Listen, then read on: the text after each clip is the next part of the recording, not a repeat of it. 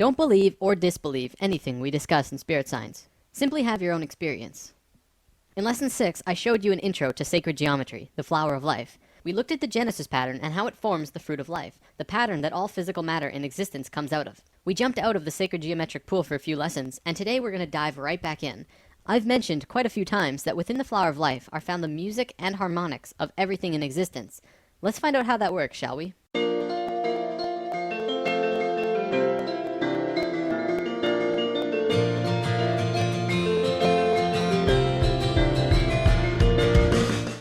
First, I want to show you Phi and Fibonacci. It's important to understand for what we're going to talk about. I'll show you what you need to know to continue, and if you want to learn more in depth about these sequences, I will provide sources in the comments.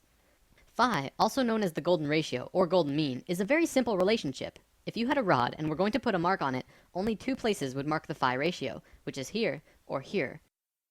The length of A plus B is equal to the length of C. This ratio is 1.6180339 and continues on forever.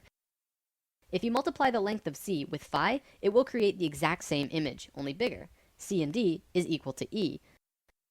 This ratio could then span on forever, going smaller and smaller or bigger and bigger forever. This ratio is infinite. It has no beginning and no end.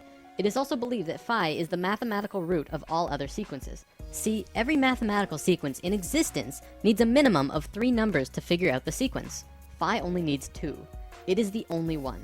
Similar to how the circle and square are the source of all shape, but we'll get to that later on.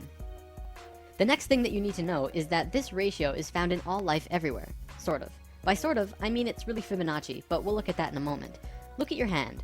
Not only does each finger have its own ratio moving up each finger, which is Phi to the next bone, but it oscillates back and forth from the tallest finger to the thumb. You wonder why the human hand is like that? It's based on Phi. This relationship is found throughout the body in various ways, moving up the arms and legs, in your face, throughout the entire body.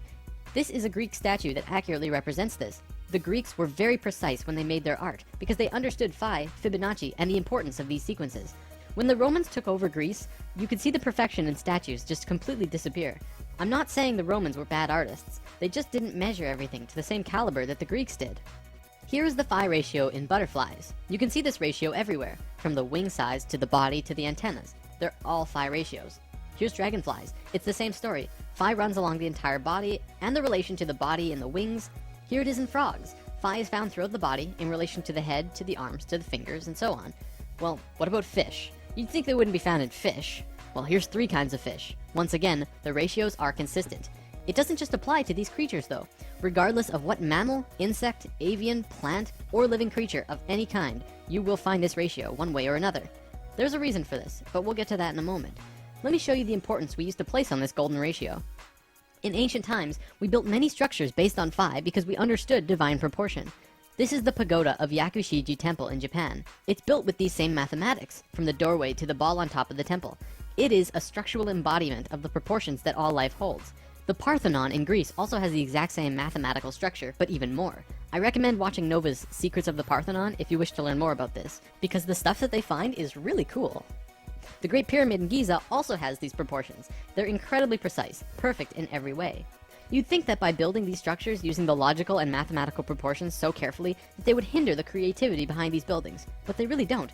In fact, the left brain understanding all of this can even enhance creativity if used correctly. It makes me wonder about all of the world-famous buildings of the modern world. Could Phi be a large factor in what makes them stand out? Let's move on to our next sequence, which is called Fibonacci. Now, the Fibonacci sequence is life's way of creating the golden mean. Allow me to explain. This sequence is continually made from adding the previous number to the current. 1 and 1 is 2. 2 and 1 is 3. 3 and 2 is 5. 5 and 3 is 8. You can see how it continues. Now, what most people don't know about Fibonacci is that it actually continually strives closer and closer to the Phi ratio. By dividing the current number into the last, you can see this happening. 1 into 1 is 1. Well, that's not close at all. 2 into 1 is 2. This time it's over Phi, but closer. 3 into 2 is 1.5, which is under, but closer still. 5 into 3 is 1.666. This time it's over, but even closer. Continuing with that, it's 1.6, and then 1.625, 1.615384, 1.619048, and so on.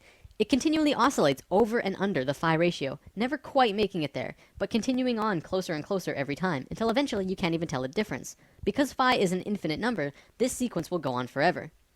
Let's look at some spirals in nature, another way that phi and Fibonacci can manifest. This is a nautilus shell. Many people will say it's phi, but it's really Fibonacci. See how when it's in its earliest form, it's crude, not smooth or anything? One look and you can tell that's not phi. But as it goes out farther and farther, it gets closer and closer to phi. It becomes a nearly perfect phi spiral by the time it's all the way out here. This also happens with sunflowers, pine cones, and many plants in nature. In many cases, such as the pine cones and sunflowers, it flows in a double spiral or more, much like the spiraling arms of a galaxy. From the microcosm to the macrocosm, spirals are always present. So phi is basically source, or spirit, or God, in a mathematical way of thinking. The math of God.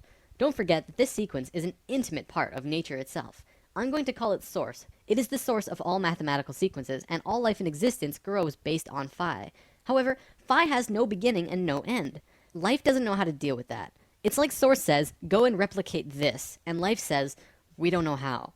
Because life doesn't know how to create from something that has no beginning. So it creates the Fibonacci sequence instead, which has a beginning, but starts out crude, very basic, and then continually goes closer and closer to source, becoming more divine every step. It does take steps too, which actually has quite a bit to do with evolution. Let's move on for now though.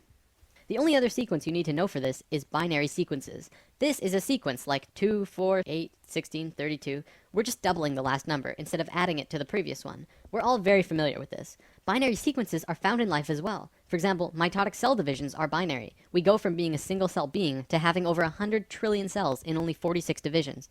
Binary sequences are also how computers work, by turning on and off chips. Computing at its core anyways is binary.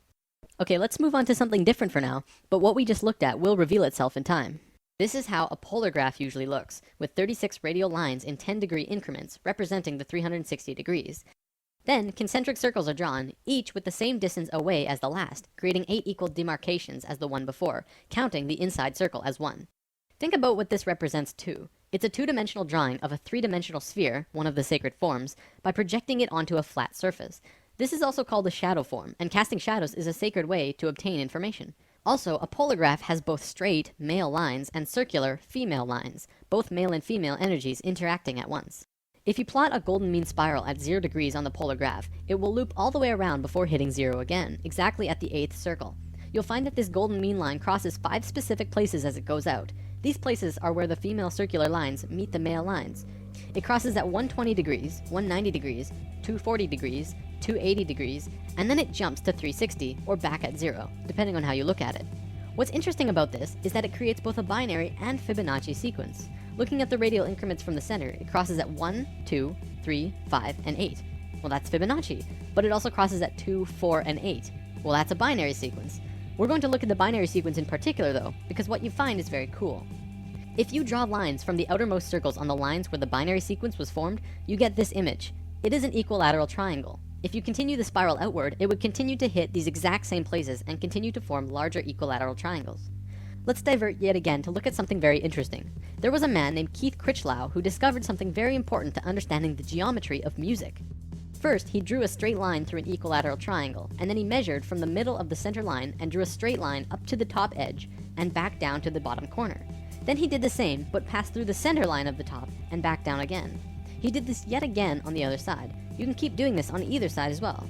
By drawing this funny little form, he discovered something of great importance. He writes, continuing in this way, each successive proportion will be the harmonic mean between the previous proportion and the total length, and all of these proportions will be musically significant. 1/2 being the octave, 2/3 being the fifth, 4/5 being the major third, 8/9 being the major tone or step, and 16/17 being the half tone or step. In other words, he discovered the geometries of music, or at least one aspect of them. Then he tried measuring it in a different way, starting at a different point of the center line. At 3/4, he found the measurements were 1/7, 1/4, 2/5, 4/7, 8/11, and 16/19. All of these numbers are musically significant. This is very interesting. It means that the harmonics of music are somehow related to the proportions of the central line moving through a tetrahedron. Back to the polar graph, you can see that this drawing has a much greater value all of a sudden. Not only that, but it becomes even easier to make your measurements thanks to the polar graph itself. You can just draw a straight line through the drawing on the graph, and it will give you the center line. This information has been taken light years beyond what I just showed you though. A research team found that you can draw these lines not only from the center, but from any nodal points inside the upper half of the triangle, and you'll come up with all known harmonics in existence.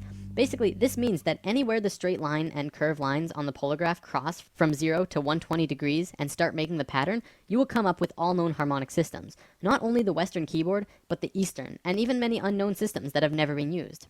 As I'm not a musician, there's not much more I can show you related to this, but I would love to see what a musician could really do with this knowledge. How far could you take this? Alright, I'm running low on time here, so I'll wrap up with this unraveling. Remember when we talked about spirals in nature? They often travel in twos. Usually this is male and female. So on this polar graph, if you're going to copy nature, you don't just plot one spiral, you have to plot two. When you do that, it gives you this image, which is a star tetrahedron inside of a sphere. We mentioned this in lesson 7, and this image is more commonly known as the Star of David. Do you remember the face on Mars? NASA obviously tells us that it's just a random formation on the surface of the planet. But right next to the face, there are also a few pyramids and other anthropomorphic structures. I know what you're thinking. Why on earth would I bring that up all of a sudden? Well, Richard Hoagland and his colleagues have spent a long time researching and deciphering a message on the surface of the red planet. Want to know what that message was? It was a star tetrahedron inscribed in a sphere. Holy balls, right?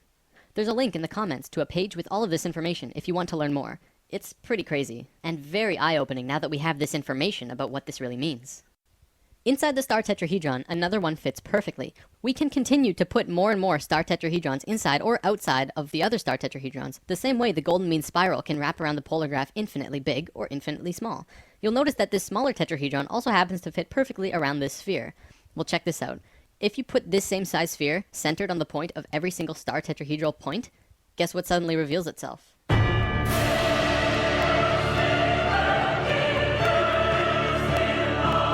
fruit of life. It's back.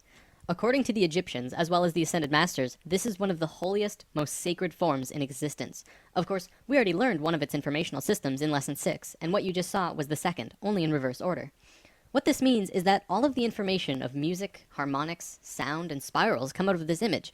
Not only that, but light and the dimensional levels work in the same way as harmonics, which we've already discussed in Lesson 2, 7, and 9. Meaning that the geometric information about light and dimensions are also related to this star tetrahedron pattern. So just briefly looking at this image that we looked at in Lesson 7, this is the fourth unraveling of the Flower of Life. It is an infinite spectrum of never-ending fruits of life within more fruits of life. This is the unraveling of dimensions, so it makes a little more sense now, but I won't have time to show you anything more today.